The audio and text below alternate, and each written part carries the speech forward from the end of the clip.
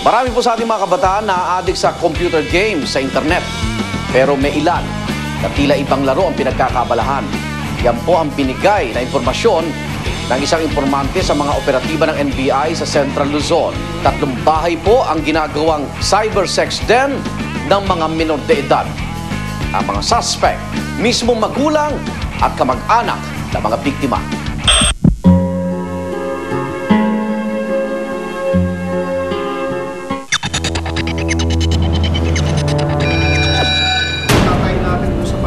Para sigurado tayo na may mga subjects at saka mga victims. Isa po sa form ng human trafficking dito ang tinatawag na internet pornography na ginagamit po ang mga minor de edad. Binibenta yung bata sa foreigner na nagbabayad para siya ay maghubad.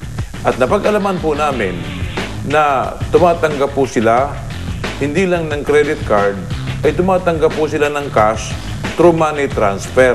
Camera natin, i-ready natin kung ano kasi nakikita. May nakuha ko tayong isang informant. Ang anak ko niya ay dating nagtatrabaho sa ganyan. Alam niya kung saan ang mga lugar na ito ginagawa at kilala niya kung sino ang mga gumagawa nito.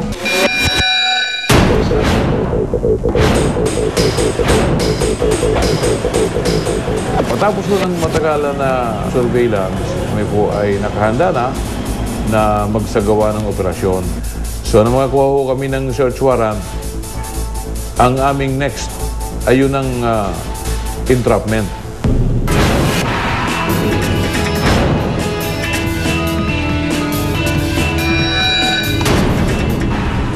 Doon sa loob ng yung establishment na may wifi, nagkaunwari kaming mga foreigner na gustong makita ng internet pornography ng bata.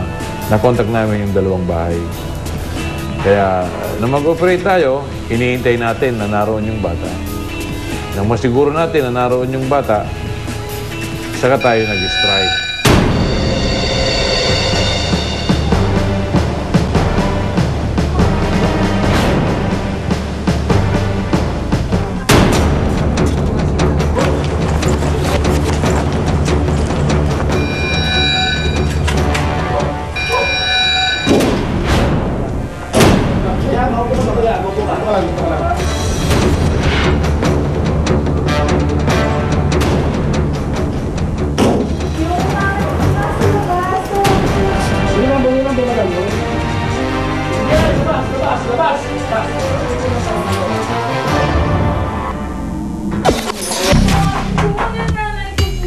Sige lang.